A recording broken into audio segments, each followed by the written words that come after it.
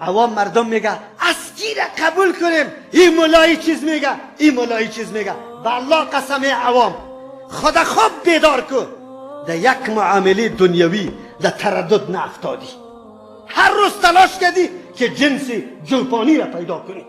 اگر یک دفعه جنس غیر جوپانی در دست آمد، 4 روز بعد که خبر شدی که جنس جوپانی نیست، به 1000 حیله او را تیر میکنی، جنس جوپانی و اصلا به دست میاری.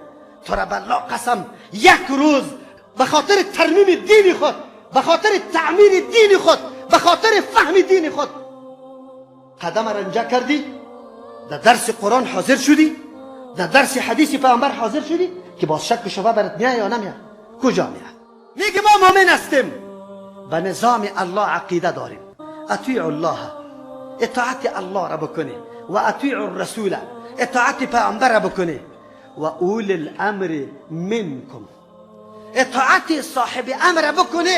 خب به شرطی که از جمع مؤمن باشه، به شرطی که از این جماعت مسلمان باشه.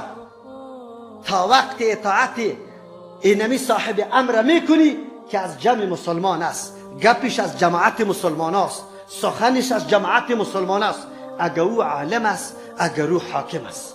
مفسرین اول الامر یا حکام میگیره و مراره و یا علما را میگیره، لیکن تابعداری از یا قید داره.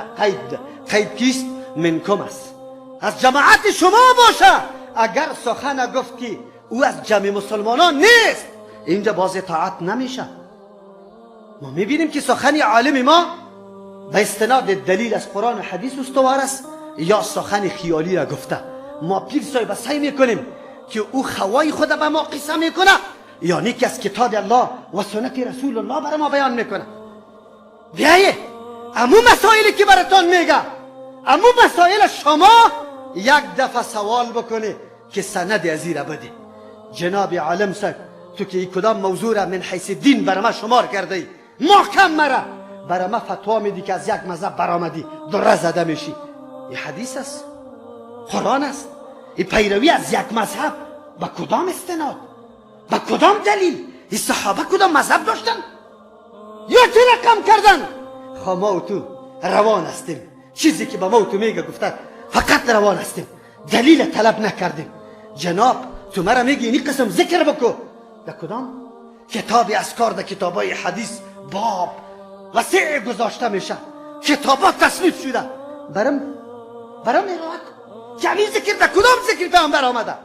ما روان هستیم، دنبک و دولک هم زده میشه، رقص هم میشه، هیاهوی و چیق در مسجد هم میشه، خود زدن هم میشه، بازم میگیم عبادت است، بازم میگیم این چیسته موجب ثواب است. به الله قسم اگر الله عقلت نگرفته باشه تو چطور پیروی میکنی؟ تو در روز قیامت به الله متعال چی جواب میگی؟ الله متعال از تو سوال میکنه. این طریقی عبادت، این عبادتی که تو کردی به نیت ثواب و به خاطر نزدیک شدن به ما، به شیوه و طریقی کی کردی؟ از رسول الله کدام سند داشتی؟ کدام نقشه پیغمبر در حدیث برات ارائه شده بود؟ یعنی که دنبال کسی رفتی و کس آرا و نظریات خود برات میگفت، تو را هنوزم میترسانید که سعی کنی بیادبی نکنی، در شانی ما کدام گپم نزنی که باز ما خبر میشم.